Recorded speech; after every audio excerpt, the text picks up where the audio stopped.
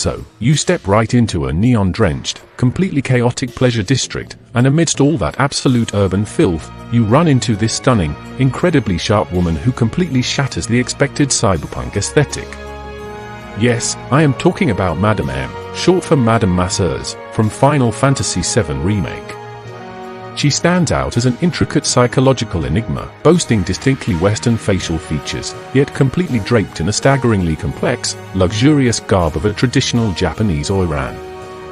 Now, let that sink in for a moment, because why on earth would someone choose to adopt such an intensely high-maintenance, historically specific persona, in the middle of a literal lawless slum?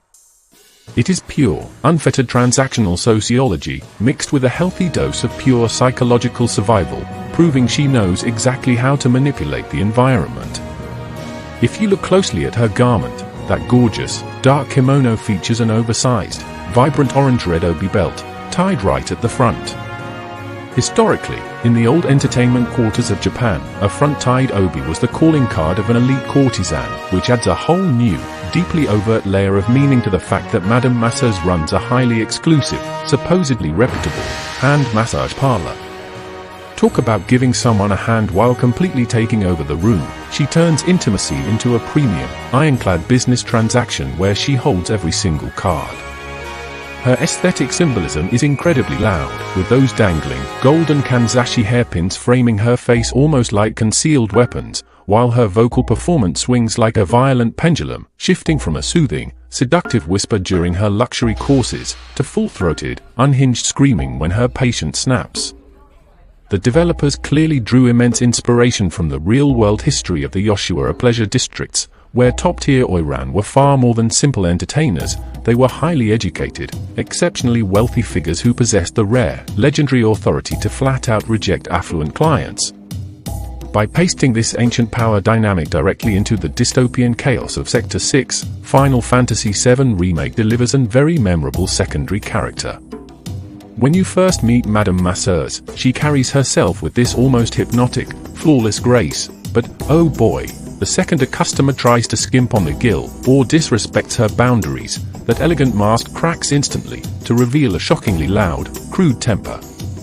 Underneath that aristocratic veneer, Madame Masseuse is an incredibly hypervigilant pragmatist, who uses etiquette as literal armor. She is forced to survive in Wall Market, a predatory meat grinder run by the completely vile Don Corneo, who is clearly despised by her, so this elaborate Oiran persona acts as a defense mechanism. By establishing herself as an elite, untouchable cultural icon, Madame Masseuse separates herself entirely from the vulnerable victims, dragged into those horrific nightly bridal auditions that Don Corneo expects, guaranteeing that the predatory men around her view her as a standout icon, rather than easily exploitable property. There is no doubt that, those few times when there is chance for celebration in the slums, exactly as the real-life Oiran she models herself after, Madame Masseuse lets herself be paraded, under armed vigilance, to the commoners of the slum, a crafty way to elevate herself even more as a beacon. Her behavioral driver is, quite clearly, an intense obsession with financial accumulation, but she genuinely operates under a strict, unyielding belief in karma and proper compensation, meaning she respects a solid hustle, but will absolutely destroy spiritually anyone who tries to degrade her craft. Her complex, highly suggestive history with Chocobo Sam, a grisly lovely bastard rancher, hints that the she has been key to recuperate Chocobo Sam from a major fall from grace, a fall that originally led Chocobo Sam straight to her parlor. Madame Masseuse knows the devastating taste of total ruin firsthand, having likely clawed her own way out of the gutter before adopting her Oiran persona. She might call Chocobo Sam a crook, a deceiver, a pretense, those times when she wagers her own hard-earned coin on Chocobo runs, yet it's all fluff, because she is aware that she is also all of that, or at least was once, with traces of her rougher street rat behavior still within her. The bond between the two is too strong, too sincere, too human, for her to mean those words literally.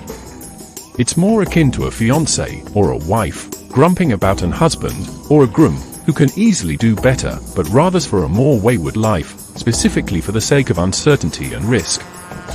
Regardless, the impactful, still unexplored failures of both Madame Masseuse and Chocobo Sam explain their current interpersonal friction, which constantly oscillates between a cutthroat commercial rivalry and a lingering, quiet mutual understanding. They both know how the world works, but they are both aware of how much important is a strong bond, to not end up into oblivion. When she interacts with the stoic protagonist, Cloud Strife, she shifts her social mask effortlessly, playfully mocking his total naivete about the harsh realities of life, while secretly harboring a deep respect for his fierce resolve. She sees within main character Cloud those qualities that would complete Chocobo Sam and her own personalities. Real-world Oiran were not simple entertainers, they were exceptionally educated, erudite women who mastered calligraphy, poetry, and complex social politics, utilizing their intellect to build a massive financial wall between themselves and the systems that sought to control them. Maintaining this pristine, curated oasis of high culture requires a massive, continuous influx of capital, making her money a literal physical shield that keeps the moral degradation of Midgar at bay, but also a tool for a more establishing goal, which will be revealed at the end. An Oiran never bowed to wealth, wealth bowed to the Oiran's refinement, transforming a transaction into an act of submission. This historical philosophy fits Madame Masseuse perfectly, and can be explained logically by addressing one continent within the world of Final Fantasy VII, Wutai. Wutai is traditional Japan in all but name, also its topography is inspired by real Japan. Madame Masseuse did not make anything up, she brute forced through studying, and much trial and error, the ways of the Oirans within her, to be distinct as a standout, among a people of Westerners. A world-weary gatekeeper, Madame Masseuse illustrates a bleak society where absolutely everything, from a therapeutic touch to basic human loyalty, carries a steep, non-negotiable price tag. Such stiffness is the result of many a time when levity and compromise led to breakdown. Not only that, being an authority in the slums, yet still under the power of the vile Don Corneo, her only way to sedate the shrewdness of the Don, to avoid serious harm to the people of the slum, is to reluctantly pick girls who will be at the Don's mercy, sporadic sacrifices for the sake of the community, the lesser evil, long term. However, the moment main hero Cloud Strife met Madame Masseuse, she understood he was the ace she was waiting for. She tested him with different tasks of growing difficulties, to ascertain Cloud would be the one to liberate the slums from the tyranny. She wagered, and she was right. Despite her crude behavior, when not fully into her erudite and classy Oiran persona, Madame Masseuse cares for the community, and that is confirmed for, as in Final Fantasy VII Rebirth, she is on a business trip to meet a guarantor for the total reconstruction of the destroyed slums. It can be said, Madame Masseuse is, at the core, a hooker with an heart of gold, a modern-day Yoda no Kata, to say, a female authority figure of Japanese fashion, who hustles in politics and scheming for everybody's sake, even if there are sacrifices to be made.